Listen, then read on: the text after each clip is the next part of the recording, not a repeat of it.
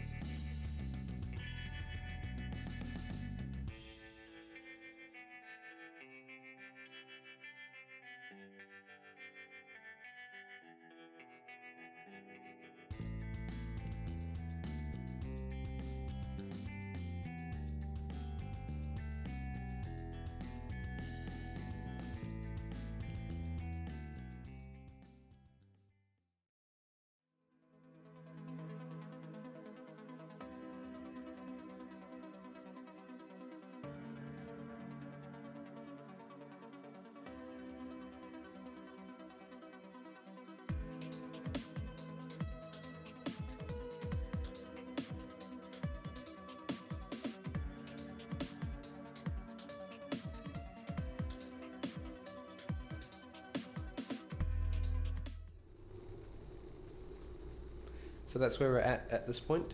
We have the pieces pretty much polished. We want to etch them. That's the next step. Once I've etched them, you will see the pattern be revealed. Hopefully it'll be exciting. I hope so. It'll be cool. Once the patterning's done, I'll need to drill holes in the steel, and I need to automotive clear coat the inside of the cap, because one thing I didn't really think about when I started this project was rust and water. So water's going to build up between the leather and the inside of the steel toe, so I want to make sure that that's protected. And here's the other one that I ended up etching earlier on today, and this is our finished pattern for one of our boots. So that's pretty much what we're dealing with, which is amazing. I'm really happy with how it turned out. This one has actually already been clear coated on the inside. I've got rid of all the rust. The acid actually got rid of a lot of the scale for me as well, so that was quite good.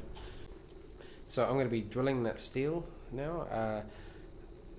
Damascus steel sometimes has a tendency to not be drillable on some cases. It's usually because of it's not been annealed properly, or it hasn't been normalized if it's going to be a knife. So we'll see how that goes.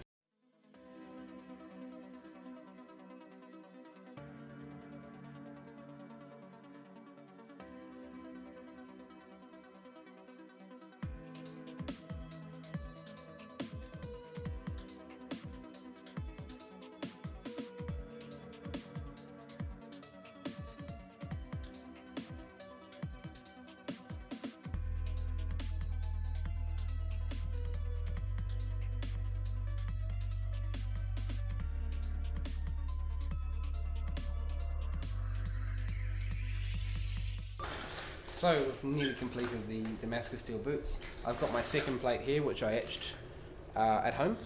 So you can see the pattern on that one looks a little bit better in terms of what I was actually expecting from my intro in part one. So this guy's going to be attached. I've already got my first boot attached, and it looks pretty amazing. I'm going to get this other one attached now. Again, I'm going to take my boot off. And here is the stinky shoe. I'm going to be sliding these guys over onto the piece. I'm going to go ahead and drill these two top holes first. Now I've got these rivets in my pocket that I'm looking to use. I ended up opting out for the suggested rivets that I had in part one. I'm going to be using these aluminium rivets instead. These are going to be a little bit better to use, as the rivets that I was planning on using were a hair too short. Now, I wasn't able to get the entire thing riveted with the thickness of the Damascus steel and the thickness of the boots. It was too much for the rivet, and I pretty much needed longer rivets. So this is my plan B, which I thought I should have made up one beforehand, but I didn't.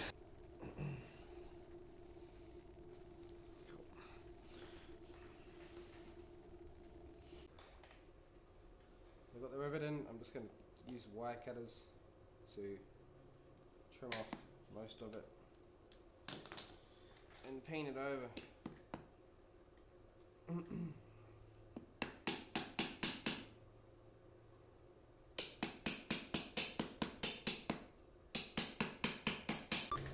Do you know what the hardest part of this entire project has been? Trying to get my fingers down into the rivet where I've drilled the flippin' hole. So that was my Damascus steel boots project.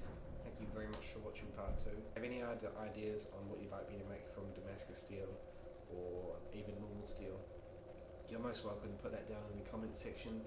I'd love to hear your ideas, your thoughts on what you'd like to see next. If you like the video, smash that like button with a giant hammer. If you want to subscribe to our channel, smash that subscribe button with a giant hammer. And if you want to see more of our content with the notifications, smash the notifications bell down below. Thank you.